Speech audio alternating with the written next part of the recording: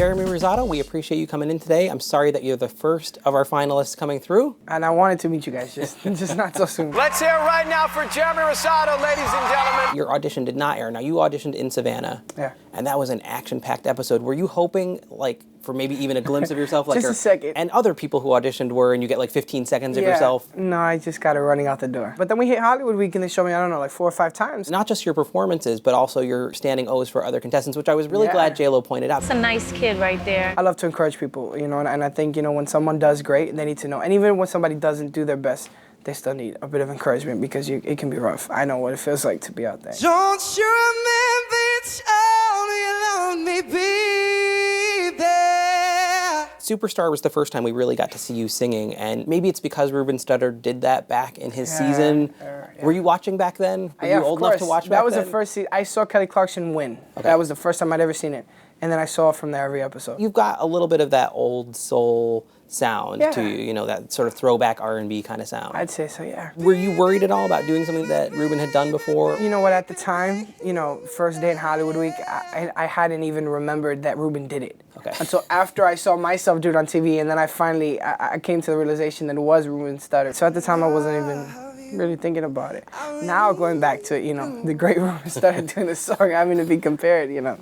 We got to see quite a bit of group performances too, and you were paired up frequently with Gabby, Ariel, Eben, and David, and then I think you lost Eben the second group performance that we saw you for. It was also that super harsh one where Gabby made it through, and then she got cut. How brutal were those cuts during the Vegas rounds? I became friends with all of them before the show, with the exception of Eben. We had never met before.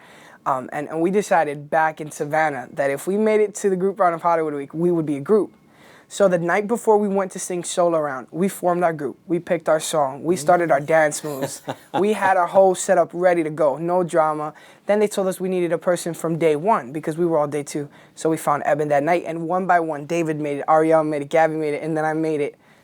We had already had everything together. We just added Eben in. That is smart Idol strategy. Oh, yeah. Why wait? You know a group round is coming. I know that every single one of these kids that was in my group is absolutely incredible. So, you know, we were just hoping for the best. When they cut Gabby, that was rough, especially because we made it, told us we were in the top 40. Right. Brought us back the next day and we're like, all right, well, a lot of you are going home. And then they said Gabby didn't make it.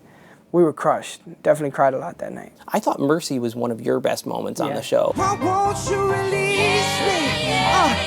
We didn't get to see a lot of up-tempo from you. It's funny. The only up-tempos I did were Mercy and Rockin' Robin, right? Yeah, I think that's it. You see, this is my thing. I wanted it to be my best, and I felt like these power ballads were the ones that were gonna show that I could sing, because I felt like I didn't really do my best through a Hollywood Week. I'm still amazed that I got through Hollywood Week not singing my best.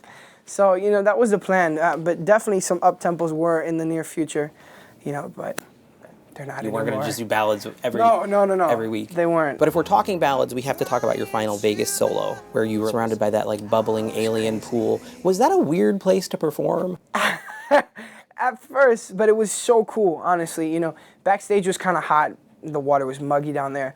But the stage was gorgeous. And then when you see it on TV, you understand why they chose the location. Does it have the, sort of that murky, like sauna or like going to the pool feel? It completely does. Okay. It does. It's a little weird when you first get there, but when you get on the stage, so cool. So cool.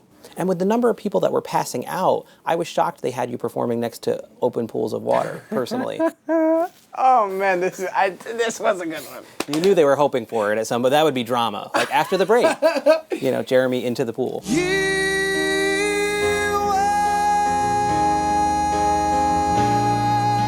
I liked in that round that you picked a Carrie Underwood song, which maybe there was a hidden country artist within, but I didn't see that country artist. And I love that you picked a song that's by a female artist, that's by a country artist, and you sort of gave it a completely different feel. I don't want my music to be defined. I want to be undefined as a musician. I want to be able to do country. I want to be able to do pop. I want to be able to do rock. I want to have my own feel. And I feel like every song that I did, I threw my heart into it. And that's what made everyone else feel it. I was actually going to do What Hurts the Most by Rascal Flatts. I'm glad you didn't. No, it's... I'm glad you did the Carrie Underwood. I think the Carrie Underwood song is more interesting. Oh, not instead of that one. Actually, instead of Gravity. Okay. But the executive producer loved Gravity so much that he had me sing that one instead. On the subject of I Know You Won't in Vegas, did you measure the note like later back on TV and see how long you held it? No, because I do it like every day I sing that song. Sometimes it seems like it's just a tad bit longer than other days. It just depends on how big the breath I take before I sing the note. That was a long one there. Yeah, I love those big notes. I feel like those big power ballads like that, you know, like I Know You Want, are the ones that catch people's attention. Now, we touched on Gravity for a second. I thought that was your other big moment Yeah. this season, and I'm glad that you picked that song, because it just, again, sort of an unexpected choice. We haven't heard it before on Idol. I live here on my knees as I try to make you see that you're everything I think I need here on the ground. Yeah. I think it was one of the best of the guys, of the top 12 guys. Thank you. Jimmy Iovine was pretty tough on you the next night. Jeremy has got a great voice and gets the award for the nicest person probably I've seen in a long time. But that isn't going to cut it on this show. You have to have much more than that these days to win this thing. How hard is that to hear? You know what? Especially because I was sitting next to Philip Phillips. I said, oh man, I'm cut. I knew that I was sitting next to him earlier in the day. I had seen the seating chart and I said, Philip, Jeremy Rosado. No, this isn't good. Don't do this to me. But Jimmy was a little rough that day. But at least he said I had a beautiful voice, right. You know? And I guess he was expecting me to do wonderful this last round with Ribbon in the Sky. And I honestly, you know, I didn't think it was as good as, you know, I Know You Won't, but I didn't think it was bad. We'll skip back for just a second to Wild Card. I thought at the beginning of that vocal, you seemed like you might be about to break down and cry or lose it, and you could hear it in the vocal, and then by the time you got to the end and the big note, you'd like pulled it together. I was hoping because of how much love Jennifer Lopez had shown me that they would fight for me to have one, you know, a chance to sing for the wild card. But you know, you never know. And I went back to my seat, put my head down, I started praying, and I sat there and I told myself, you know what, you're either gonna let these emotions, you're gonna let your nerves take you down, or you're gonna sing right now if they pick you like you've never sang in your life. And I know you're saying in the beginning I was very nervous, but it was like something clicked in that moment, and thank God for that. I was like, you know what, I'm just gonna sing this like I've never sang before. Going into top 13 week, you've got this conundrum of the judges will be picking the lowest vote getting guy and the lowest vote getting woman. Yeah.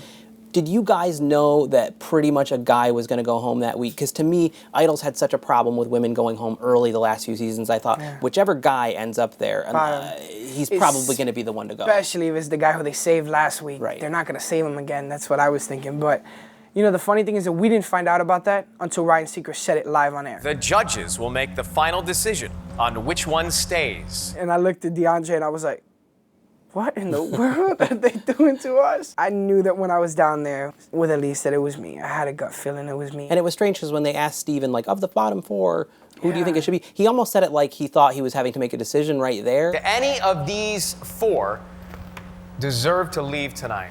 Jeremy. The night before, he liked the performance. That's what you know, bugged me for a second. And he's always been wonderful to me. And the three of them have, and so have the producers. But when he said that, you know, it kind of gave me a hint, you know, this is it. So go say goodbye, you know, because if they called Jermaine to go sit back down, you're going home, basically. Just one last question. You get through the wild card and you needed the wild card help. Did you think of doing anything dramatically different the following week? Because, you know, you've got this second chance. You need to get voters to take another look at you. I wanted to sing the way I sang for the wild card. But it was the hardest thing for me to try to take a Stevie Wonder because he's one of the greatest singers of all time. Keep it to his style. At the same time, try to change it a little bit to mine and make it incredible. It was such a hard week to do it. And I'm not making excuses or anything. That was completely, you know, my fault that it didn't work out the way it should have. I wanted to sing like I had never sang before, and I just didn't get to with that song. Well, at the end of the day, you get to go out and having had Jennifer Lopez call you like such a nice guy. And kiss me in the face twice. And everyone seemed to like you from the show. I mean, it's rare to see somebody get that edit week in and week out. I'm so glad of the way they portrayed me because that's just me in real life. So, you know, some people they portrayed to be a little, you know, meaner or whatever the case may be. But they definitely kept it real with me, and I'm very grateful for that.